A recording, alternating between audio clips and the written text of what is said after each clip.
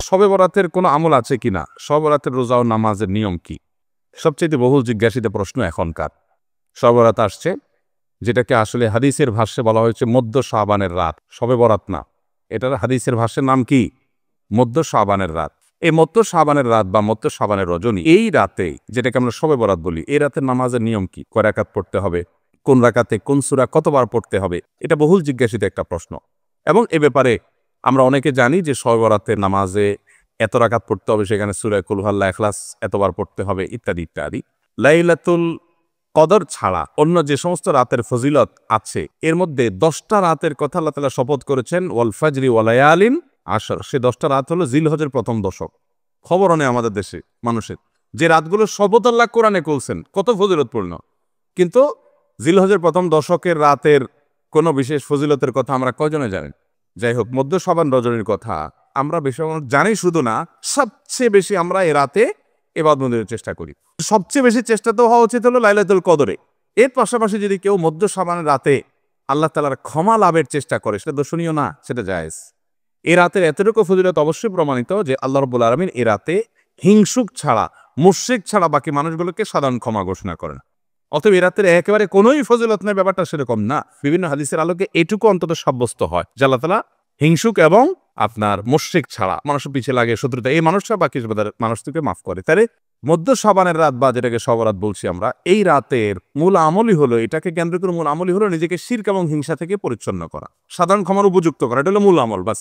এর বাইরে আপনি ক্ষমা লাভের জন্য যদি চেষ্টা করেন, সেটা কোনো দর্শনীয় বিষয় নয়। তবে এই রাতকে কেন্দ্র করে বিশেষ ফরম্যাটে নামাজ, রাত জেগে, তারপর বিশেষ ফরম্যাটে ইবাদত, এই সূরা এতবার, এই নামাজ এত রাকাত, এরকম কোনো কথা কোরআন হাদিসে বর্ণিত হয়নি। এগুলো আমরা মনগড়া বানিয়ে নিয়েছি।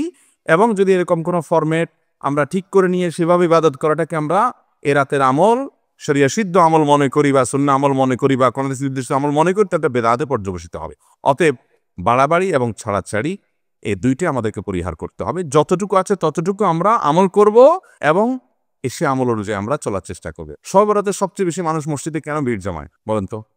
শবে কদর বেশি ফজিলতপূর্ণ না এই রাত?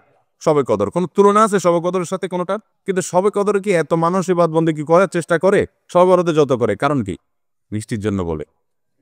খারাপ বলেন নাই। আমি ছোট থাকতে যখন মাদ্রাসায় পড়ি, লজিংয়ে ছিলাম এক বাড়িতে, আমার মনে আছে এক মসজিদে সারা রাত শবে বরাতে এরকম দোয়া দরুদ হয়েছে। এবার শেষে মিষ্টি বিতরণ হচ্ছে, জিলাপি দিতে আর কি তখন। তো জিলাপি দেওয়া হচ্ছে, তো এক আল্লাহর বান্দা তার যে জিলাপি দিচ্ছে সবাই দুটো দুটো করে দিচ্ছে, ভুলে তার একটা পড়ছে আর কি। পরে সে জিলাপিটি নিয়ে এসে বাইরে ওই মুয়াজ্জিন বেচারার 14 গোষ্ঠী গালিগালাজ করতে করতে বলতেছে যে সারা রাত বেটা সবচেয়ে বেশি কামলাম আমি, আর দিছে আমার একটা। আল্লাহর কাছে এই নসিব চাই এই একটা জিলাপি নিয়ে ফেলাম। সে কানতে কানতে মুয়াজ্জিনকে গালিগালাজ করতে করতে যাচ্ছে। আমার ছোটবেলার ঘটনা। যাই হোক, মিষ্টির জন্য যায় না, এটা পুরোপুরি সঠিক না। এত অভাব পড়ে না যে সারা রাত মানুষ মসজিদে পড়ে থাকবে একটু মিষ্টি একটা প্যাকেটের জন্য। আমার মনে হয় না। আমার যেটা মনে হয়, সবচেয়ে বেশি মানুষ এ রাতে ইবাদতবন্দির চেষ্টা করে, কারণ মানুষ মনে করে এ রাতে ভাগ্য নির্ধারণ হয়। অতএব এক রাতে ইবাদতবন্দি করে যদি সারা বছরেরটা ফাইনাল করে ফেলতে পারি, মন্দ কি? এই হলো মূল কাহিনী। আল্লাহ তাআলা আমাদেরকে বিশুদ্ধ পদ্ধতিতে ইবাদতবন্দি করার তৌফিক দান করুন। তাহলে ভাইরা আমার, মধ্য শাবানের রজনীতে আমরা আল্লাহ তাআলার কাছে ক্ষমার উপযুক্ত হওয়ার জন্য, হিংসা শিরক থেকে মুক্ত হওয়ার চেষ্টা করব। ক্ষমা পাওয়ার জন্য প্রচেষ্টা আমাদের থাকবে। কিন্তু ওই যে বেদাতি পন্থা, বিশেষ ফরম্যাট ঠিক করে ইবাদত, নামাজ, হালুয়া রুটি খায় মানুষ। হালুয়া রুটি কেন খায়? কেন খায় হালুয়া রুটি ভাই? সারা দেশে অনেক জায়গায় এখনো এটা হালুয়া রুটি ওই দিন বানাবে মানুষ। হালুয়া রুটিটা কেন হয় বলেন তো? বলে যে নবী সাল্লাল্লাহু আলাইহি সাল্লাম উহুদের যুদ্ধে তার দমদান মুবারক শহীদ হয়েছে, এই জন্য উনি শক্ত খানা খাইতে পারতেন না, হালুয়া খাইতেন। এই জন্য আমরা হালুয়া খাই। আরে ভাই, নবী সাল্লাল্লাহু আলাইহি সাল্লামের দাঁত ভাঙছে প্রথম কথা, ওটা শাবান মাসে ঘটেই নাই, ওটা পড়ছে আরেক মাসে। আপনি এটা এই মাসে আনলেন কোত্থেকে? আচ্ছা, তারপরে যদি ধরে নেই এই মাসেই হয়েছে, তো ওনার দাঁত ভাঙছে কাদের আঘাতে? মুশরিকদের আঘাতে, তাই না? আল্লাহ দুশমনদের আঘাতে, কাফেরদের আঘাতে, দাঁত ভাঙাতে উনি হালুয়া খাইছে বলতেছেন, যদি এটার কোনো ভিত্তি নেই, বোগাস কথা। তারপরে ধরে নিলাম, তো আপনি ভালো দাঁত নিয়ে হালুয়া খাচ্ছেন কোন শরমে? আপনার বাপের একটা শত্রু আছে, আপনাদের ফ্যামিলির একটা শত্রু আছে, সে আপনার বাপের ধরে ধরে মেরে ঠ্যাং ভেঙে দিস। আপনার বাপ বেচারা ওই ভাঙা ঠ্যাং নিয়ে একটা লাঠি নিয়ে ভর করে করে খোড়ায় খোড়ায় উনি হাঁটেন, কারণ পা ভেঙে গেছে বেচারা। আপনি আপনার বাবার ওই যে শত্রু, যে আপনার বাপের পা ভাঙছে, ওই শত্রুর সাথে আপনার বিরাট দরম বরম দোস্তি, চা দোকানে আড্ডা পাড্ডা মারেন, সব জায়গায় ঠিক আছে। কিন্তু বাড়িতে আইসা বাপের সামনে আপনি ভালো পাও নিয়া একটা লাঠি নিয়ে আপনি খোড়ায় খোড়ায় হাঁটেন। কেন? বাবার প্রতি সহমর্মিতা দেখা, যে আমার বাবার যেহেতু পা ভেঙে দিছে এই জন্য বাবা খোঁড়া খোঁড়া হাঁটে, আমি এখন ভালো পাও নিয়া লাঠি নিয়ে খোঁড়ায় খোঁড়ায় হাঁটতেছি। কি বলেন? এই দৃশ্য যদি দেখে আপনার বাপে কি করবে? হাতের লাঠিটা দিয়ে বলবো আমার পাও যা যাক, তোর আগে কয়টা বাড়ি দিই বেয়াদব, তুই আমার ব্যাঙ্গাইতে আসছস? আমার পা ভাঙছে যারা, তুই পারলে তাদেরকে বিচারের আওতায় আনবি, তাদের একটা বিহিত করবি। সেটা না করে তার লগে তলে তলে তোমার সম্পর্ক, তুমি আসছো আমার এখানে নাটক করে আমার সহমর্মিতা জাহির করতে। নবী সাল্লাল্লাহু আলাইহি সাল্লামকে যারা দাঁত ভাঙছে তাদের সাথে তো দোস্তির কোনো কমতি নেই, তাদের প্রতি তো আপনার সহমর্মিতার কোনো কমতি নেই, ওয়ালা বারা বলতে কিচ্ছুই নেই। কিন্তু আপনি হালুয়া খায়া ভালো দাঁত নিয়া আপনি নবী সাল্লাল্লাহু আলাইহি সাল্লামের প্রতি সহমর্মিতা প্রদর্শন করছেন। এর চেয়ে হাস্য করার কি হতে পারে? আল্লাহ আমাদেরকে সঠিকভাবে দিন পালন করার তৌফিক দান। শবরাতে আসলে ওই যে আগে এক সময় আমরা দেখতাম পটকা ফুটতো, বাজি ফুটাইতো, যাক আলহামদুলিল্লাহ এগুলো পুলিশ প্রশাসনের নির্দেশনার কারণে থামছে। এরপরে ওই যে আতশবাজি করা, রাতে গোসল করা, অনেক তামাশা আমাদের সমাজে আছে শবরাতকে কেন্দ্র করে, শত শত বেদাতের আয়োজন এ রাতকে কেন্দ্র করে আছে। আল্লাহ আমাদেরকে এগুলো থেকে বেঁচে থাকার তৌফিক দান করুন। আমরা আল্লাহর কাছে ক্ষমা লাভের চেষ্টা করবো, আল্লাহ আমাদেরকে ক্ষমা লাভ করার, ক্ষমা পাওয়ার তৌফিক দান করুন। 3টি আমলের কথা আমরা বলবো, 3টি কর্মসূচির কথা বলবো, যেগুলোর মাধ্যমে আমরা সৌভাগ্যবান হতে পারি, আমাদের নসিবে ভালো কিছু হতে পারে। আরও অনেক আইটেম আছে, অনেকগুলো পয়েন্ট আছে, আমি শুধুমাত্র মৌলিকভাবে 3টির কথা বলছি। সর্বপ্রথম কাজ হলো আল্লাহর প্রতি ঈমান আনতে হবে, আল্লাহর আনুগত্য করতে হবে, আল্লাহর দাসত্ব এটা আমাদেরকে করতে হবে, আল্লাহর আদেশ নিষেধগুলোকে মেনে চলতে হবে। আমার রব, আমার সৃষ্টিকর্তা, যার কাছে আমাকে ফিরে যেতে হবে। ইন্না আলিল্লাহ, নিশ্চয় আমরা সবাই কার? আল্লাহ। ওয়া ইন্না ইলাইহি, এবং আমাদের সবাইকে যেতে হবে আবার কার কাছে? আল্লাহর কাছে আবার যেতে হবে, তার সামনে দাঁড়াতে হবে। সেজন্য আমার রবের নির্দেশের বাইরে আমি চলবো না, তার নিষেধাজ্ঞাকে আমি লঙ্ঘন করব না। এর মধ্যে আমার এই জীবনের প্রত্যেকটা ক্ষেত্রে আমার কল্যাণ নিহিত, আবার এর মাধ্যমে আমার অনন্ত অসীমকালের যে যাত্রা তার কল্যাণও পরিপূর্ণভাবে নিহিত। মোহতারাম হাজরি, সেই রবের আনুগত্য, তার গোলামি, তার দাসত্ব যদি আমরা পরিপূর্ণভাবে করতে পারি, আমার নিজেকে যদি আমি সারেন্ডার করে দিতে পারি, আল্লাহর কাছে সমর্পণ করে দিতে পারি, আমি যে প্রকৃত মুসলমান হয়ে নামে মুসলমান না হয়ে আমি যদি পরিপূর্ণভাবে আল্লাহর গোলামি করতে পারি, যে আল্লাহর আদেশ আছে, পৃথিবীতে আর কার আদেশ আছে বা নাই আমার দেখার দরকার নাই, কারণ আমি গোলাম আল্লাহর আর কারণ না।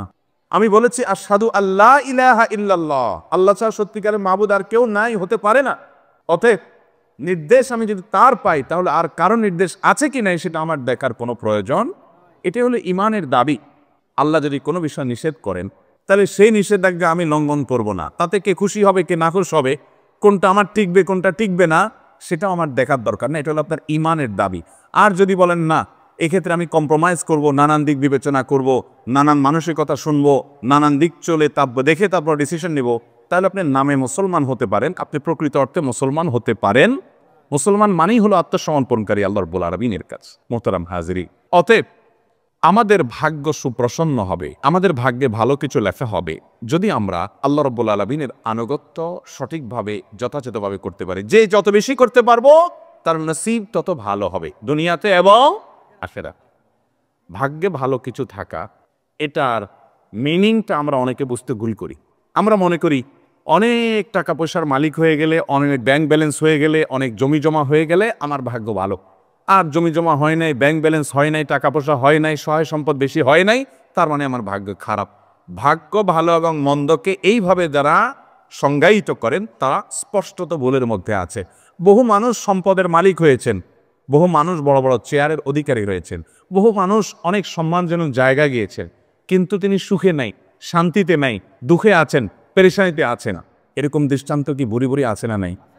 আবার সহায় সম্পদ অনেক বেশি নাই, অনেক বড় চেয়ারেও নাই, কিন্তু খুব হ্যাপি, খুব সুখী, খুব সমৃদ্ধ, খুব শান্তিতে আছে, নির্মল হাসি হাসতে পারে, কোনো টেনশন নাই তার মধ্যে, কোনো ডিপ্রেশন নাই। এরকম মানুষও বহু আছে না নাই? সুখ এবং শান্তি এক জিনিস, আর সুখ শান্তির উপকরণ আরেক জিনিস। অনেকে সুখ শান্তির উপকরণ নিয়ে বসে থাকে কিন্তু সুখে শান্তিতে নাই।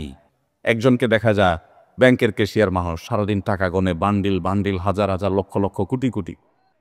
সাদা চোখে দেখলে মনে হবে এত টাকা যে সারাদিন ঘাটে, এর চাইতে সুখে কে আছে?